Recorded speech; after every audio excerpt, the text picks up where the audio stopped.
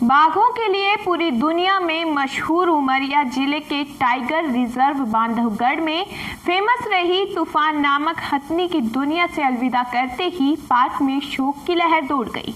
सूत्रों से मिली जानकारी के अनुसार तूफान नाम की इस हथनी की उम्र तकरीबन 70 साल बताई गई है, जो कि पिछले कुछ दिनों से बीमार चल रही थी, जिसका इलाज भी जारी था।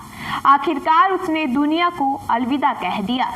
तूफान की मौत की खबर लगते ही पार्क में शोक की लहर दौड़ गई और हर उस कर्मचारी की आंखें नम हुए बिना नहीं रही जो तूफान से परिचित थे। बहरहाल बांधवगढ़ के कलवाहा रेंज में स्थित जनाड हाथी कैंप के पास पार्क प्रोटोकॉल के मुताबिक तूफान का पोस्टमार्टम कराया गया और पुष्पांजलि अर्पित कर पार्क कर्मचारियों ने सबकी चहेती हथनी को अंतिम विदाई दी।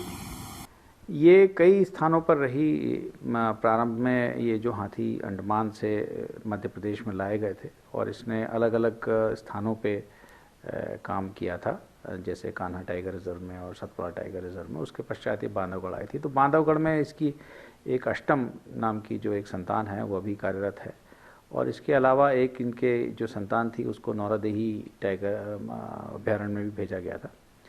और काफ़ी जब ये अपने एक्टिव कार्यकाल में थी तो इसने काफ़ी हमारे रेस्क्यू ऑपरेशंस में मदद की और हिस्सा लिया बढ़ चढ़ के। और जो सीधी में जंगली हाथी पकड़े गए थे उस रेस्क्यू ऑपरेशन में भी ये बांधवगढ़ की ओर से भेजी गई थी और इसने अपने महावत के साथ में वहाँ पर भी जो जंगली हाथी थे उनके रेस्क्यू करने में काम किया था। गौरतलब है कि तूफान नामक हथनी को अंडमान निकोबार से लाने के बाद कान्हा सतपुड़ा होते हुए बांधवगढ़ में रखा गया था, जिसके 2 जीवित संतान हैं जो तूफान की स्मृतियों को कायम रखेगी। लेकिन इंसान और वन्य जीवों के बीच रिश्तों का ये नज़ारा निश्चित तौर पर अद्भुत माना जा सकता है। मादा हाथी तूफान जो थी लगभग 70 वर्ष की आयु थी और सतपुड़ा और कान्हा में सेवाएं देने के बाद वो बांधवगढ़ में पिछले काफ़ी दिनों से कार्यरत थी और कई सारे हमारे रेस्क्यू ऑपरेशंस में और जो जंगली हाथियों को पकड़ने की एक बहुत बड़ी कार्रवाई सीधी में हुई थी उसमें भी उसने सक्रियता से भाग लिया था और बड़ी प्रमुख हथनी थी और काफ़ी सारे ऑपरेशंस में और बाघों की मॉनिटरिंग में वो निरंतर भाग ले रही थी। पिछले वर्ष इसकी वृद्धावस्था को देखते हुए इसको सेवानिवृत्त कर दिया गया था और इनसे अब कोई भी मॉनिटरिंग और रेस्क्यू वगैरह के कामों में इसका उपयोग नहीं किया जा रहा था। इनको केवल इनकी सेवा की जा रही थी। 31 जनवरी के आसपास कुछ इसने खाना पीना अपना छोड़ दिया, कुछ परेशानी हो रही थी इसको।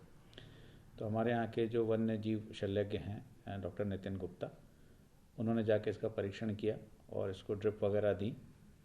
पुनः इसने जो था रोटी और गुड़ वगैरह खाना शुरू कर दिया। 2 तारीख की रात को ये जनाड़ में जो कलवा रेंज में हमारे है उस कैंप में थी और वहाँ के पीछे नाला बहता है, वहाँ से पानी पीने के लिए रात को लगभग 8:30 बजे के आसपास वो गई और फिर वहीं बैठ गई। उसके बाद से फिर ये नहीं उठ पाई और इसकी मृत्यु हो गई। इसकी समाचार